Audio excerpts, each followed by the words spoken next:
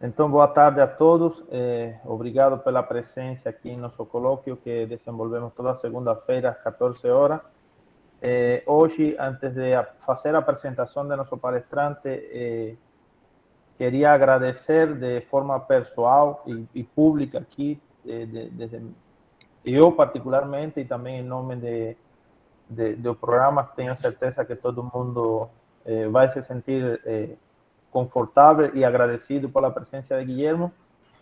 Vocês podem ter percebido de que a divulgação do nosso colóquio era de um palestrante, colega, convidado do nosso colega professor Reza, só que por um problema de defasagem de horário, ele estava na Malásia, era 3 horas da manhã desse horário, então parece que não se ligou bem com isso aí, então houve um cancelamento de última hora. E bom, ontem domingo tive que assim ir lá e mandar mensagem para Guilherme, e por isso que tenho que agradecer imensamente que ele ia ser um palestrante nós nesse semestre, só que estava programado para um pouco mais na frente a conversa para ele participar. E bom, tive que chamar de última hora, sem ele nem saber, para que participasse, para que nossa atividade hoje não se viesse interrompida por falta de um palestrante. Então, por isso foi que vocês devem ter notado que ontem tive que voltar a colocar novamente outro cartaz de divulgação. Então, Guilherme, de todo o coração agradeço, de meu coração pessoal e em nome de todos aqui, professores e estudantes. E bom, temos também a presença do professor Cid, que vocês todos devem lembrar dele, que foi um de nossos convidados especiais no nosso evento, e hoje é também mais um participante aqui de nosso colóquio. E, bom, agradeço tanto a Guilherme como ao professor Cid e a todos vocês pela participação. Sobre Guilherme, posso lhe falar, Guilherme, eu tenho o prazer também de apresentar alguém que conheço faz muito tempo, desde meus tempos de universidade. Acho que fuimos companheiros, assim, colegas de companheiros de estudantes lá na universidade. Só que, bom, problema de idade, eu sendo um pouquinho mais velho, até fui professor de Guilherme em uma disciplina de física experimental em Cuba. Depois fomos colegas de trabalho e, bom, nesse tempo eu vim para o Brasil e um tempo depois, devido a esse vínculo que sempre tivemos, Guilherme veio para o Brasil e hoje está aqui com nós, já formado com sua graduação em física em Cuba, professor da Universidade de Oriente, em seus primeiros inícios de professor lá, de carreira, e veio, fez doutorado, mestrado e doutorado aqui na Universidade Federal de Pernambuco. Ele fez mestrado um pouco na parte de óptica, foi exatamente, Guilherme, Exato. e depois saiu um pouco da parte de óptica e foi para um pouco mais física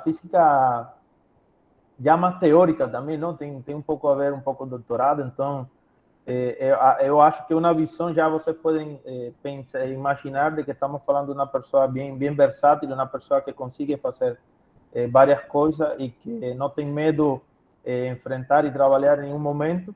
Bom, de fato, se não fosse por isso, ele não tivesse aceitado uma palestra de ontem domingo, o dia do cara descansar, para hoje segunda-feira desse horário. Então, Guilherme, mesmo sendo jovem, tanto em idade como no mundo de acadêmico profissional, vocês podem olhar que tem um currículo muito bom. Guilherme já tem 15 artigos científicos, já tem coautor em 2 livros também, tem vários trabalhos apresentados em eventos nacionais e internacionais. Então, Guilherme, muito obrigado mais uma vez por aceitar esse convite de nós e agora cedo a palavra para você, para que faça sua palestra, mostre seu trabalho, suas experiências para nós. Certo. Vocês me dizem aí se está compartilhando a tela aí. Ainda não, mas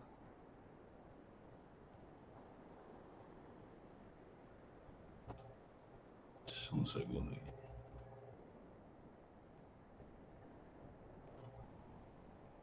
aqui onde está aquela setinha aí que diz apresentar agora. Agora vai. Pronto. Certo. Agora, só oculta essa barrinha que está aparecendo aí. Pronto. Já. Pronto? Pronto. Certo. Então, boa tarde a todos. Eu quero agradecer ao Ramon pela apresentação e pelo convite, independentemente de que tenha sido em cima da hora. Eu acho muito bom para mim, que sou um aluno recentemente graduado de doutor, expor as coisas que eu fiz e ganhar experiência nas apresentações e tudo mais. Então, eu agradeço pelo convite. Então, eu vou falar um pouquinho sobre as coisas que eu fiz no doutorado. Como ele falou, o Ramon falou, é uma questão um pouquinho que se foge um pouco da física experimental, mas que tem alguns nexos interessantes que a gente vai discutir. Eu gostaria de ver essa palestra aqui não como um colóquio, alguma coisa muito formal, senão como um intercâmbio, né, de cientista para cientista. Então, vocês podem interromper no meio da apresentação, se vocês tiverem alguma dúvida, eu posso parar e a gente discute e continua, certo? Então, o título da apresentação é Absorção Sequencial Aleatória em Substratos Não Simplesmente Conectados, certo? Meu nome é Guilherme Francisco Palácio, como todos já ouviram mencionar, e o meu e-mail é esse aqui, né? Então, eu acho que a forma mais prática de começar a apresentação seria definir o que seria absorção. Antes disso, eu vou seguir o seguinte roteiro, né? Eu vou dar uma motivação, vou dar um marco teórico do modelo de absorção sequencial aleatória, que é o modelo usado no trabalho. Vou analisar a partir desse modelo de absorção sequencial aleatória, distribuição aleatória de defeitos, distribuição de defeitos correlacionados e algumas perspectivas do trabalho feito, certo? Então, o que seria absorção? É importante não confundir a palavra absorção com sedimentação ou absorção com B, certo? E se pode ser confundido, ou seja, podem ser adjetivos a palavra deposição ou adesão, certo? Não sei se vocês tiveram contato com deposição em filmes finos, essas coisas. Então, talvez uma interpretação para o que seria a absorção seria esse tipo de questão, né? Deposição de determinadas partículas em um substrato, certo? Sendo mais rigoroso, a definição formal seria um aumento significativo na concentração de partículas em uma camada fina adjacente a uma superfície. Geralmente, o que se vê mais na prática ou seja, a superfície adjacente a dois meios, ou seja, o meio 1 seria o ar e o meio 2 seria o sólido, por exemplo. Mas, por exemplo, você pode observar esse tipo de fenômeno também quando você olha, por exemplo, o óleo em cima da água. Essa fronteira de separação, ela serve também como camada de absorção para determinadas partículas. Esse tipo de processo físico, ele pode ser classificado de dois tipos, reversível e irreversível, atendendo à dinâmica do processo logo depois das partículas serem absorvidas na superfície, certo? E quando eu falo da dinâmica, me refiro ao, por exemplo, o surgimento de difusão das partículas na própria superfície, ou o processo de desorção, ou seja, o processo no qual as partículas, uma vez chegam na superfície, elas podem ter uma probabilidade de sair dessa superfície. Todos esses modelos se encaixariam dentro da absorção reversível. Então, a absorção irreversível seria totalmente o contrário, ou seja, uma vez que as partículas chegam na superfície, elas ficam fixas e não saem mais dela, né? Então, o modelo computacional, o modelo teórico que simula várias das características dessa situação física seria o modelo de absorção sequencial aleatória, ou ASA, como é geralmente conhecido, né? Nesse modelo, as unidades a serem absorvidas, uma por vez, daí a palavra sequencial, não podem se superpor com outras unidades previamente absorvidas, certo? Então, eu vou analisar com vocês dois casos. Um primeiro caso, que seria o caso trivial, no qual essas partículas, lembrando que eu vou falar aqui sobre substratos discretos, certo? Não vou falar, por enquanto, sobre substratos contínuos, certo? Então, as partículas ou moléculas incidentes são monômeros, o que significa que elas ocupam um único sítio no substrato, certo? Então, elas se ligam permanentemente nesses locais de absorção e não existe interações entre elas, entre esses monômeros. É lógico pensar que a dinâmica desse processo é regida por uma equação assim, né? Ou seja, a densidade de sítios ocupados, a variação da densidade de sítios ocupados, ela é proporcional à densidade de vagas na superfície. É claro que é simples resolver essa equação aqui, você nota que para um tempo suficientemente grande, a densidade de sítios ocupados vai ser 1, ou seja, a rede, se o bulk de moléculas em cima dessa superfície ele é suficientemente populado, para um tempo suficientemente grande, você vai ter a superfície completamente coberta, né? Agora, existe um caso não trivial no qual as partículas que chegam nesse substrato, elas ocupam mais do que um sítio nele, certo? Então, nessa situação, uma regiões menores que o tamanho da partícula, nesse caso aqui são dímeros, né? Regiões menores do que o tamanho da partícula nunca vão conseguir ser preenchidas nesse estado de saturação para tempo suficientemente grande, que na literatura se conhece como jamming, né? Então, o que estuda o modelo de absorção sequencial aleatória é qual é a densidade desse estado, em função do tipo de substrato, da dimensionalidade do substrato e o tipo de partículas que você está depositando ali, certo? Então, o modelo de absorção sequencial aleatória ele tem vários paradigmas, né, atualmente. Um deles, que está sendo muito explorado, sobretudo teoricamente, é a absorção em altas dimensões, ou seja, dimensões maiores do que 2. Certo? Aqui, o modelo teria um problema de fundamento, ou seja, não fica muito claro como uma unidade vai surgir no meio do volume e vai ser criada ali. É claro que se você analisa, se você vê o problema desde a perspectiva do processo de nucleação e crescimento, por exemplo, você pode ter uma semente em um lugar e a partir dessa semente, em um volume tridimensional, pode surgir uma partícula ali que vai formar um grão, por exemplo, etc. Certo? Outro dos paradigmas é a absorção de polímeros na superfície, certo? Ou seja, você considera o polímero como sendo uma caminhada aleatória autoexcludente e você considera que os elementos, os átomos que compõem esse polímero se depositam nesse substrato seguindo as mesmas regras, ou seja, eles não podem se superpor com polímeros que existem absorvidos previamente, né? E a partir de aí, independentemente do tipo de absorção que seja, são muitos estudados os processos de percolação, por exemplo, para estudar condutividade térmica e condutividade elétrica nessa superfície.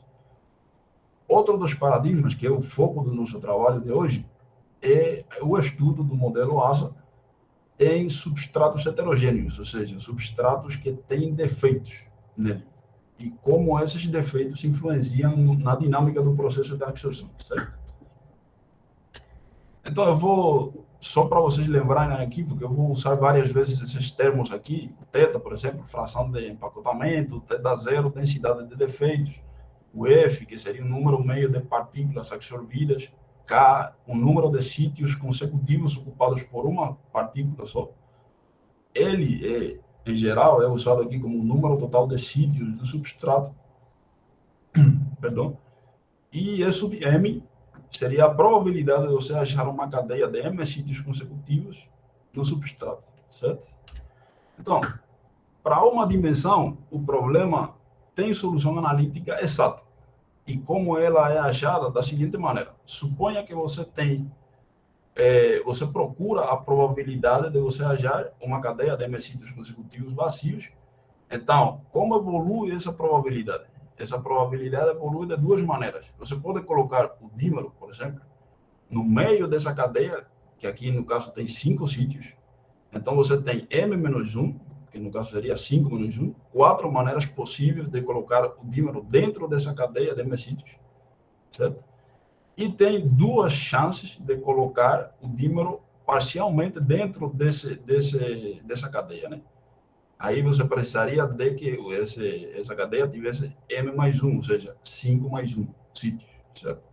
É claro que você pode... é importante notar aqui que os dois termos da equação mestra, eles são de perda, por quê? Porque você não tem como criar uma cadeia de mais do que m sítios, uma vez que você coloca um dímero ou uma partícula no meio dela, certo? Então, você pode generalizar esse conceito para quando as partículas elas ocupam k sítios no substrato. Então, aí surgem duas equações mestras, certo? Que elas permitem basicamente analisar quando o número de sítios da cadeia é maior do que o número de sítios da partícula e o caso contrário, certo? Então, como eu já falei, eu vou explorar neste trabalho aqui como influencia a presença de defeitos nessa dinâmica do processo de absorção das partículas no substrato, certo? Então, quando você pensa em defeitos, você pensa geralmente em uma questão problemática no seu problema, certo? Você tem, seja eventualmente, quando você está preparando o seu material, determinadas vacâncias surgem ali no seu material de maneira inconveniente, né? Só que a gente vai ver aqui de que se esses defeitos são bem programados, eles podem trazer benefícios para o problema analisado, certo? Então, é lógico pensar também que se você tem um processo físico no qual surgem defeitos ali, esses defeitos eles vão ter uma distribuição espacial aleatória, ou seja, não tem uma seletividade específica para que sítios específicos do substrato tenham defeitos, certo? Então é por isso que é interessante primeiramente analisar esse tipo de distribuição, certo?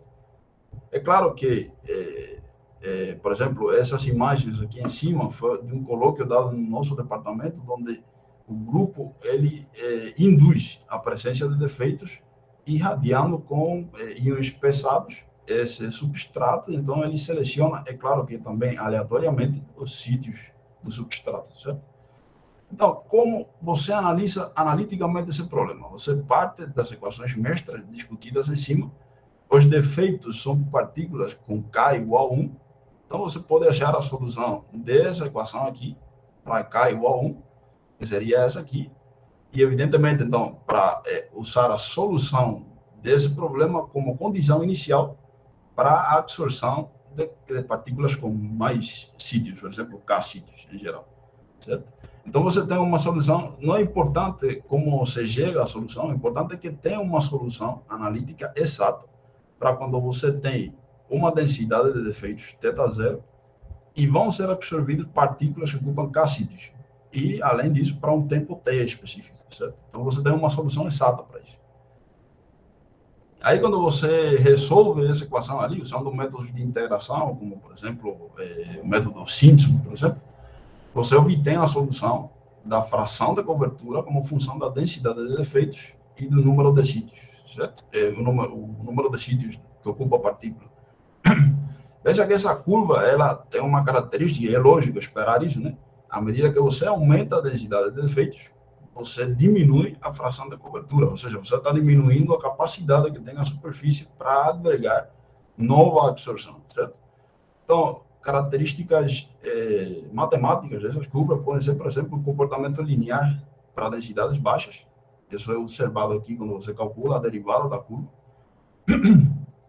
As inclinações iniciais dessa região linear, ela para o caso unidimensional, ele é constante, ou seja, ele não tem um crescimento variável, certo? Ele é constante. E outra característica interessante é que existe uma região separatriz côncava entre a região linear e não linear das curvas, certo? Agora, tudo isso que eu falei até agora é para um substrato unidimensional, ou seja, você tem uma cadeia infinita de sítios aí e você vai absorver partículas que ocupam K sítios consecutivos. Aqui as curvas representam K igual a 2, 3, assim até 10, certo? Só que para duas dimensões, o modelo, a situação não tem solução analítica exata, e isso foi um problema que foi altamente discutido durante 50 anos, desde o ano 60, se não lembro, com uma conjectura de uma matemática chamada Ilota Palast. Ela considerou que essa solução analítica exata que foi achada para o caso unidimensional tinha um análogo bidimensional, só que foi mostrado, atualmente se sabe que era errada essa conjectura, e, portanto, quando você vai resolver esses problemas bidimensionais ou tridimensionais, você tem que partir para simulações de Monte Carlo, certo? E aí, bom, aí entra parte do meu trabalho. Basicamente, você tem dois algoritmos para resolver esse problema, um chamado algoritmo cego e um algoritmo inteligente. O algoritmo cego, ele basicamente seleciona um sítio do substrato bidimensional, por exemplo, ou tridimensional, enfim, e pergunta se esse sítio e os sítios vizinhos a ele estão ocupados. Se não estiverem ocupados, você coloca uma partícula nessa vizinhança ali, certo? E aí você incrementa o tempo e volta novamente a escolher um sítio aleatoriamente, etc. Se o sítio estiver ocupado, você volta novamente, certo? Aí você vai acumulando uma variável, certo? Que é o número de tentativas falhas, certo? Quando esse número de tentativas falhas você chega até determinado limiar, então você parte para um algoritmo inteligente que é menos eficiente quando você tem muitos sítios desocupados, mas é muito eficiente quando a superfície, o volume está praticamente coberto. É você criar uma lista com esses locais permitidos, escolher aleatoriamente um e eliminar da lista o local escolhido e os vizinhos dele para não ter superposição no futuro. Então, o processo chega ao jamming ou à saturação quando essa lista é o elemento nulo, certo? Então, quando você faz esse processo, por exemplo, aqui é feito para partículas quadradas, é lógico também, novamente, esperar de que quando você aumenta a densidade de defeitos, aqui os defeitos representados com cruzes vermelhas, certo? Aí você diminui as partículas que podem ser absorvidas, elas diminuem com o aumento da densidade de defeitos. Isso é muito lógico esperar isso. E é refletido nas curvas de fração de cobertura com o aumento da densidade de defeitos. Novamente, você tem uma região separatriz côncava entre a região linear e não linear das curvas, só que agora as inclinações iniciais das curvas elas aumentam quadraticamente. Nós mostramos no trabalho que aumentam quadraticamente, certo? Essas características, essas semelhanças entre o modelo unidimensional, que tem solução exata, e o modelo bidimensional, nos permitiram enxergar características, ou seja, como já mencionado, interessantes, que poderiam ter determinados nexos entre o problema unidimensional e bidimensional. E o resultado, um dos resultados mais interessantes do trabalho é o seguinte: observe nesses gráficos aqui, gráfico da esquerda, a curva azul seria a fração de cobertura como função da densidade de defeitos para uma partícula em uma dimensão, ou seja, um dímero, partículas que ocupam dois sítios, e a curva para partículas que ocupam 4 sítios, ou seja, 2 por 2, em um substrato bidimensional. E isso se repete para todas. Veja que elas aparentemente são diferentes, mas se você fazer uma mudança de escala no eixo horizontal, para o caso bidimensional, exato, para o caso bidimensional, você consegue fitar quase perfeitamente o modelo unidimensional a partir do modelo bidimensional, a partir do modelo unidimensional. A partir desse simples ajuste aqui, ou seja, a mudança da escala é multiplicar o eixo horizontal por uma constante e elevar a uma potência lambda. Então, aqui são os gráficos da constante A e da potência lambda à medida que aumenta o número de sítios que ocupam uma partícula, ou seja, com o aumento do K. Esse foi um resultado muito interessante porque você não tem solução analítica exata para o problema bidimensional, mas tem uma solução para o problema unidimensional, então você, fazendo essa analogia, você pode extrapolar as coisas, né? Então, a segunda parte do trabalho, ela se refere ao estudo de defeitos correlacionados, ou seja, em determinadas situações físicas, você pode esperar de que esses defeitos, essas partículas, que agora não seriam defeitos no substrato, sino partículas, vamos dizer, enfim, eu esqueci agora o nome, né? Mas são partículas que são colocadas ali que não são as partículas que você vai absorver, certo? Aí, se você considera que existe uma interação entre essas partículas, por exemplo, nessa imagem daqui seria uma interação colombiana repulsiva e aqui uma interação colombiana atrativa, certo? Então, você pode ter distribuições de defeitos completamente diferentes ao que seria uma distribuição aleatória, certo? Então, seria interessante também analisar o que acontece nesse tipo de situações, certo?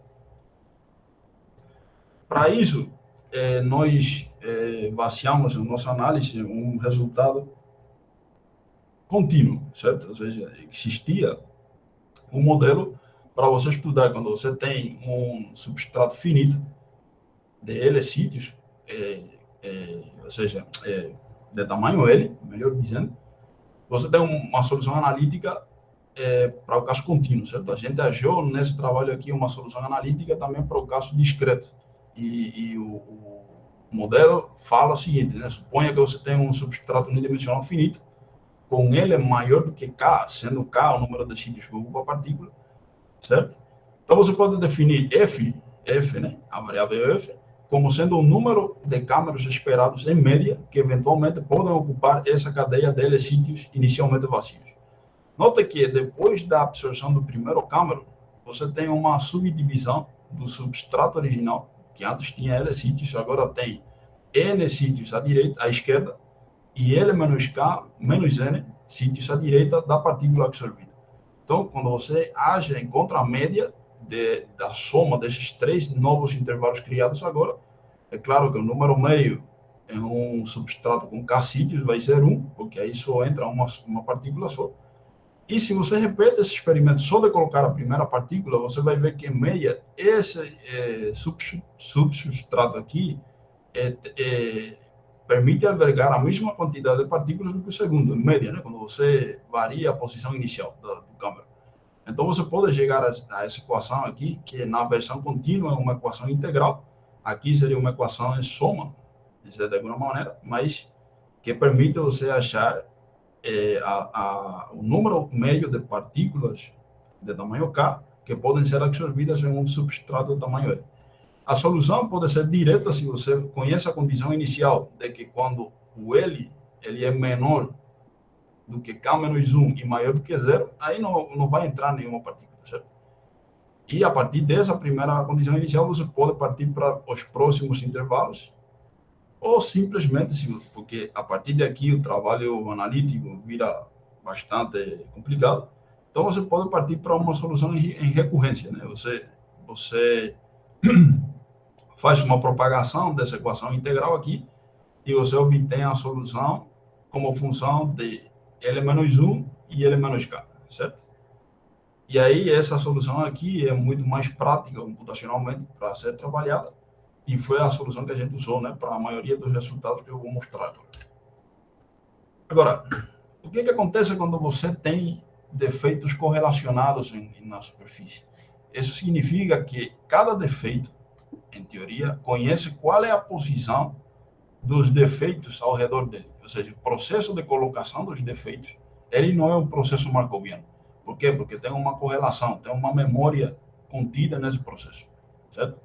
Então, qualquer algoritmo, qualquer modelo que tente reproduzir ou tente calcular a influência dos defeitos correlacionados aqui, não pode ser baseado em equações mestras, porque, evidentemente, vai chegar ao conflito de que você não vai ter um processo markoviano ali, certo? Então, o primeiro fato é que você conhece a distribuição, você pode conhecer a distribuição espacial dos defeitos, e, portanto, você conhece a distribuição dos espaços entre dois defeitos consecutivos, que aqui a gente chama de eta limitados, certo?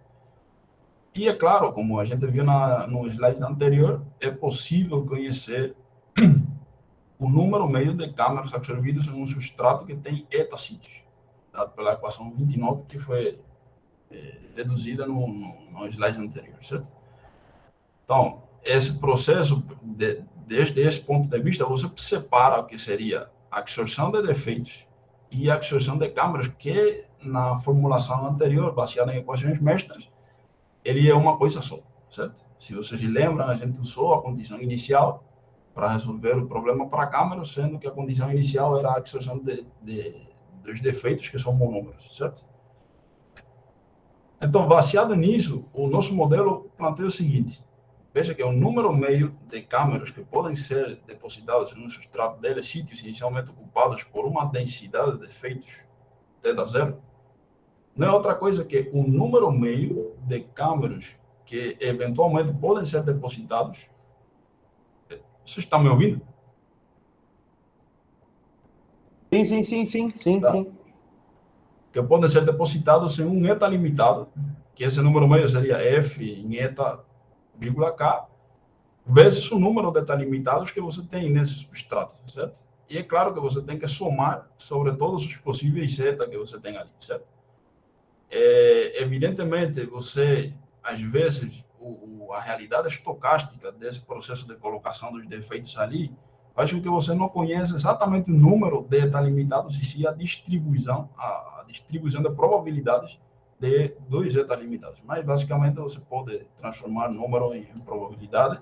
É claro que seria você estar levando em conta que aqui você não está usando a definição formal de que a probabilidade é o limite quando o número de casos possíveis sobre o total de casos, quando o número total de casos vai para infinito. Aqui você está trabalhando com uma probabilidade, não uma definição de probabilidade correta. Mas ainda assim dá para usar essa formulação.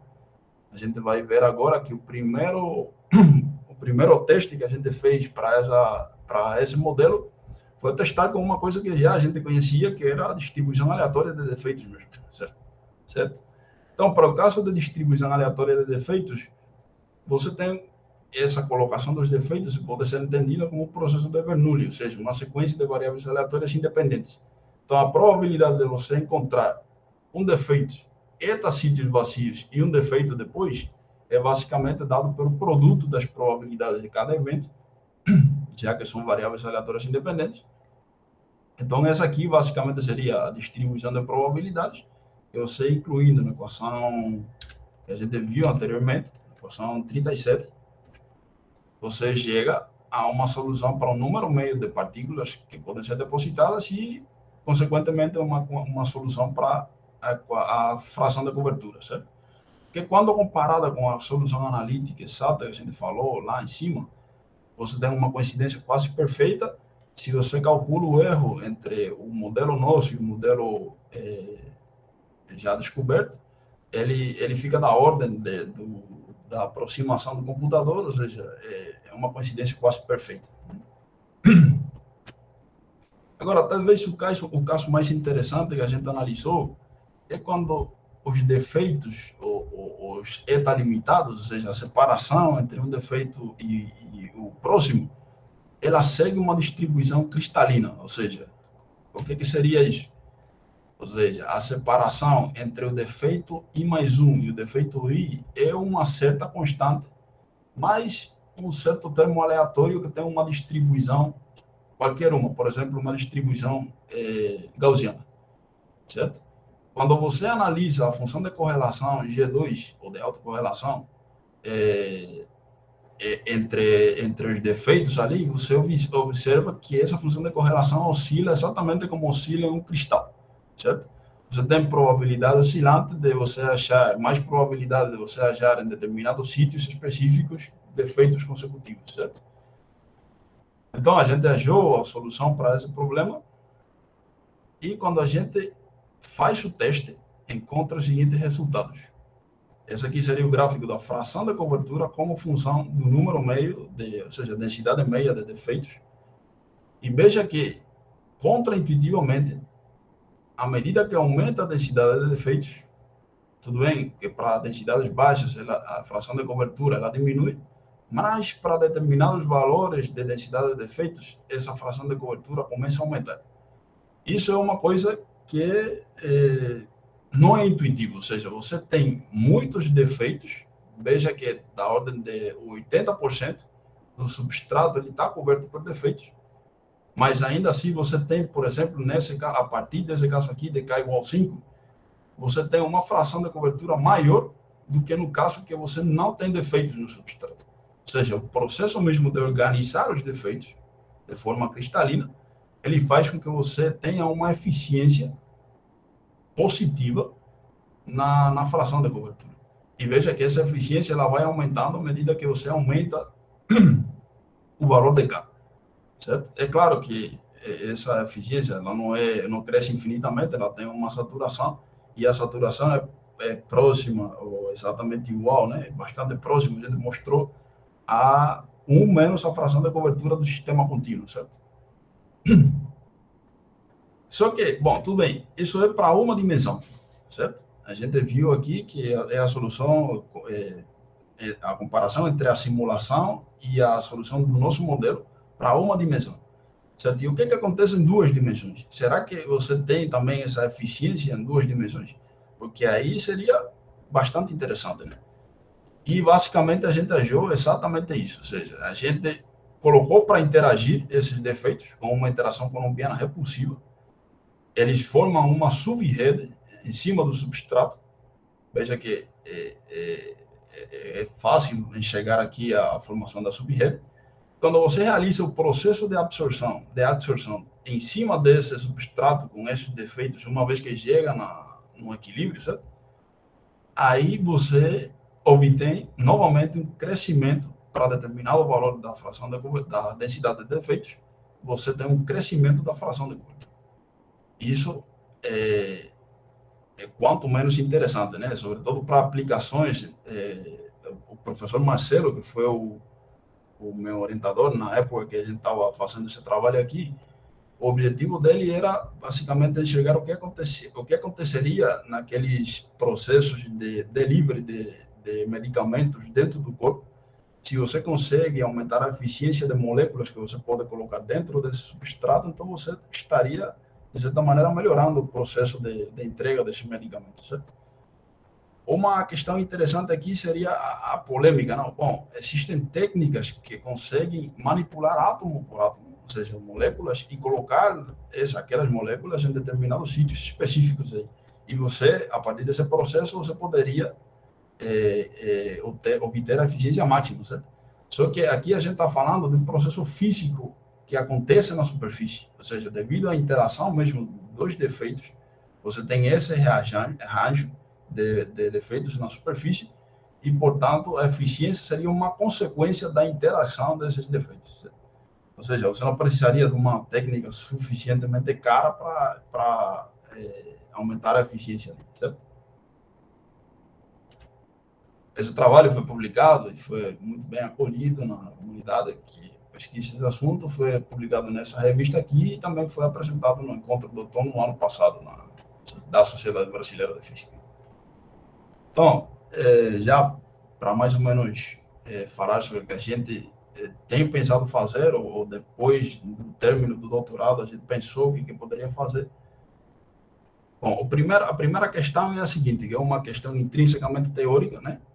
Que é o seguinte: se você analisa a probabilidade de que o sistema ele sature para uma determinada fração de cobertura, quando você plota essa probabilidade como função dessa fração de cobertura de saturação, você tem uma curva muito parecida com uma gaussiana, que tem uma largura delta, certo?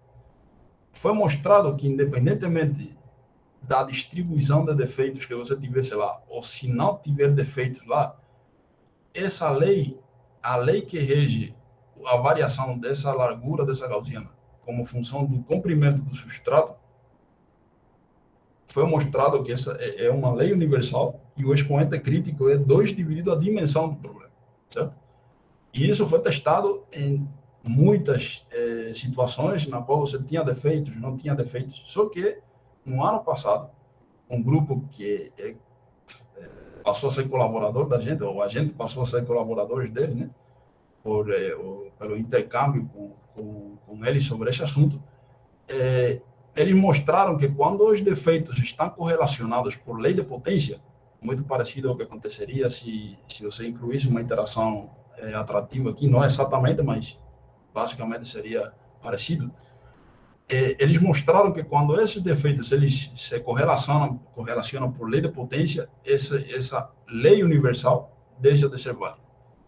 E quando você tem uma violação de uma lei universal na física, surgem fenômenos muito interessantes desde o ponto de vista experimental, né? Isso aqui foi mostrado matematicamente, né? Ou seja, analiticamente, não foi nada experimental. Então, a ideia da gente seria, ou seja, a ideia da gente naquela época seria como a gente mostrar experimentalmente o que significa fisicamente essa violação da lei da universalidade, né? Na variação do comprimento, ou seja, da largura da gaussiana. Então, a gente viu que se você... Bom, faz muitos anos atrás, de fato, no 2013, foi mostrado pelo professor Thierry da Universidade da Paraíba, eles mostraram que você poderia induzir a absorção basicamente colocando um feixe de luz em uma célula, e você tinha átomos ali, e você poderia induzir a absorção na superfície, ou seja, no fundo dessa célula, você poderia induzir a absorção, certo? É claro que você pode combinar esse negócio com o espectro, né? Que é aquele ruído que tem que você pode induzir no feixe do laser, e aumentaria a chance de onde fosse mais intenso essa distribuição espacial da luminosidade, certo? Então, foi mostrado, ou tem sido mostrado, que essa distribuição de intensidades no ruído de espectro, ela segue também uma distribuição de lei de potência. Então, seria interessante enxergar o que acontece ali quando você tem esse processo, né? Esse processo físico. Outra questão interessante também seria mostrar experimentalmente ou seja, na prática, esse fenômeno da eficiência.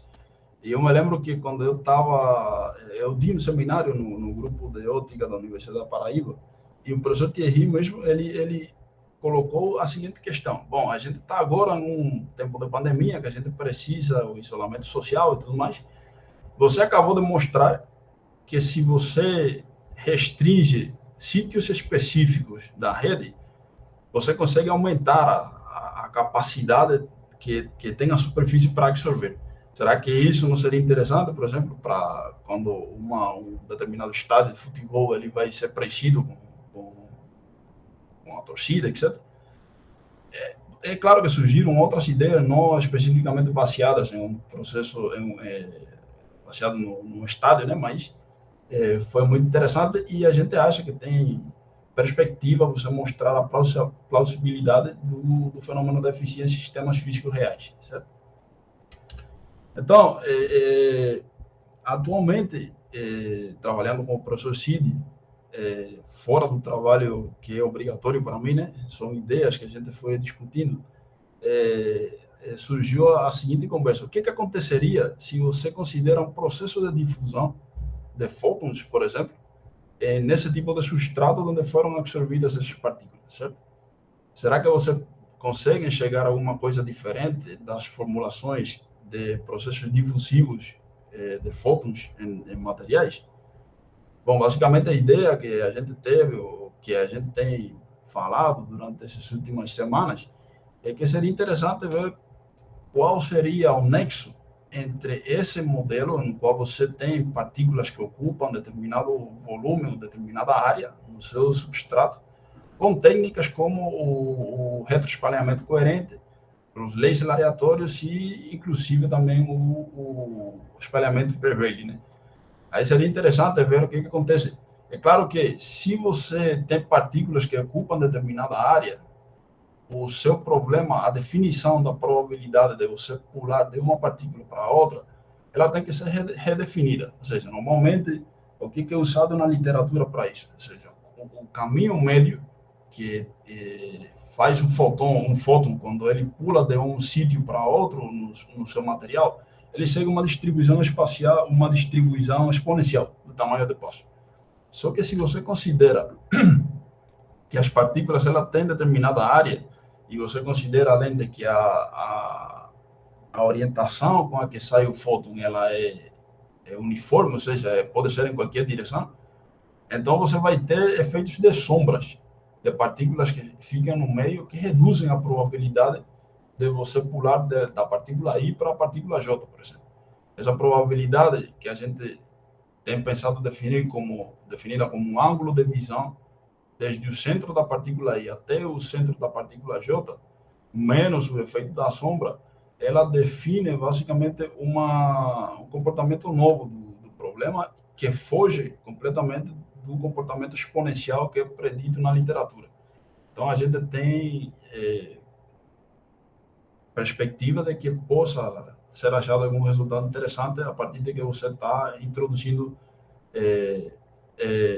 ingredientes novos no modelo de difusão para esse tipo de sistema específico, certo? Então, eu não posso deixar de mencionar que, ultimamente, no relatório que faz o Comitê Nobel, foram citados 4 trabalhos do grupo para o qual no qual eu estou trabalhando atualmente, que é o grupo de fotônica não linear, e o laboratório de biofotônica também da Federal. Foram citados 4 trabalhos ali, que, se eu mal não lembro, são os únicos trabalhos brasileiros que foram citados aí, do qual fazem parte o professor Cid e o professor Anderson, que são os atuais supervisores do meu estágio de doutorado. Claro que eu não posso deixar de agradecer a eles pela oportunidade de poder continuar trabalhando nas coisas que eu gosto. Não posso deixar de agradecer ao professor Marcelo também, por ter me orientado quase perfeitamente no doutorado, certo? Também não posso deixar de agradecer aos meus colaboradores, Jesus, Hermes e Sumanta, que fazem parte de discussões científicas e tudo mais, toda vez que surge uma ideia nova nesse tipo de assunto. Então, não poderia deixar de agradecer para eles também. E é claro que também não posso deixar de agradecer às instituições que fazem possível todas as pesquisas que a gente faz, né? A Universidade Federal de Pernambuco, o Departamento de Física, a CAPES, a CNPq e a FAD, que é a agência que atualmente está financiando o meu pós-doutorado. Então, obrigado a todos pela presença, desculpem por atrapalhar sua tarde durante tanto tempo, foram 40 minutos exatamente. Eu agradeço novamente pelo convite e obrigado. Foi perfeito, um tempo perfeito. A gente que agradece a você pela palestra, bem bacana, algo assim bem diferente ao que provavelmente estamos um pouco acostumados, não?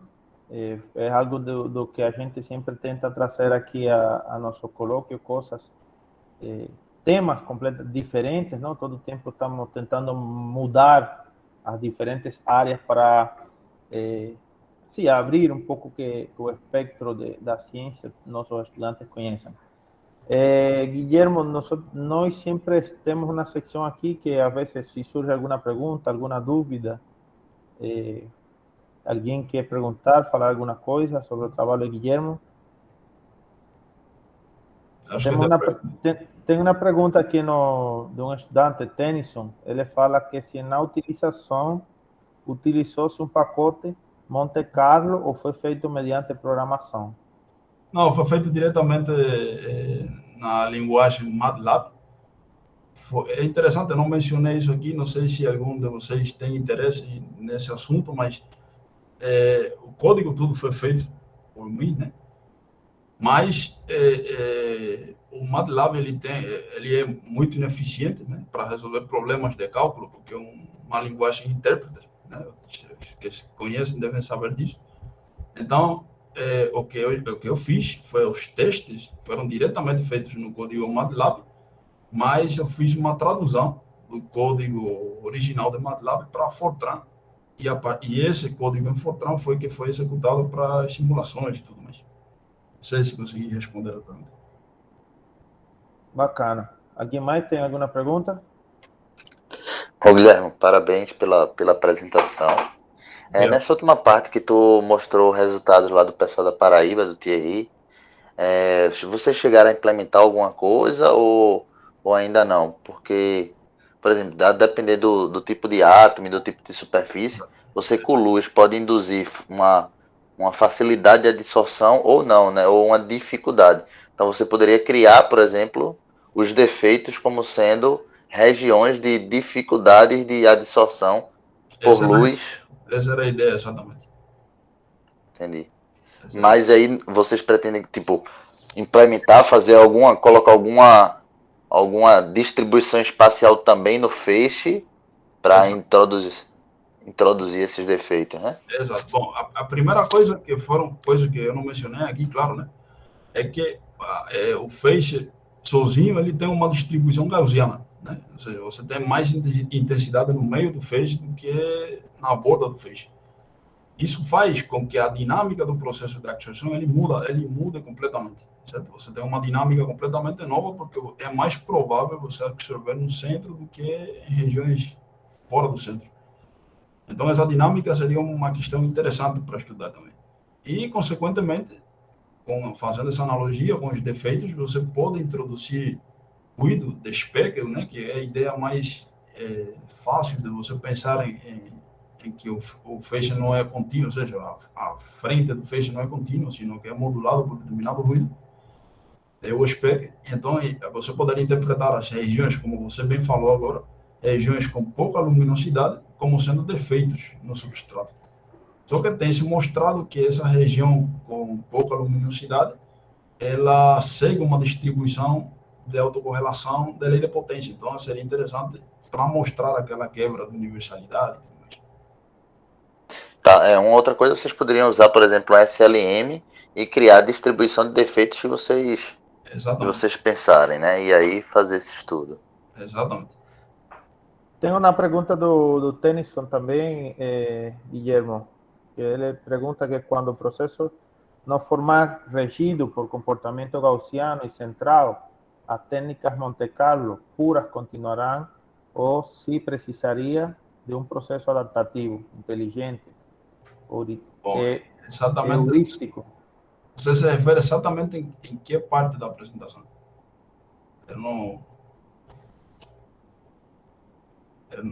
Tennyson, você pode ligar o microfone e falar.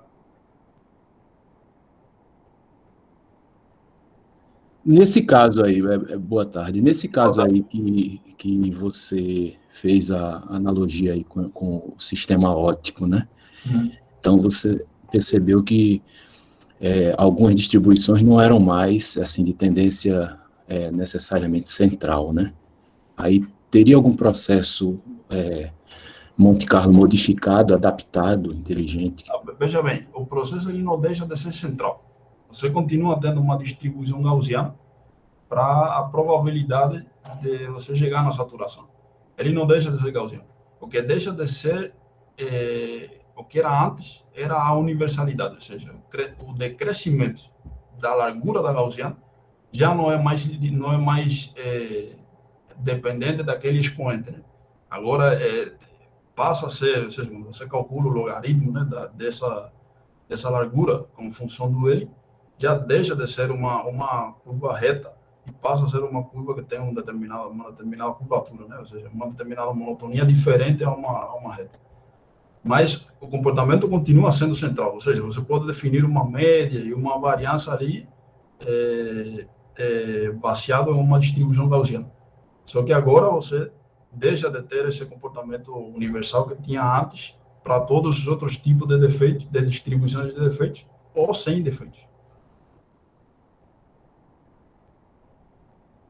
Entendi, obrigado. Alguém mais tem pergunta? Bom, então eu peço a todos abrir o microfone para bater uma palma, agradecer a Guillermo pela apresentação.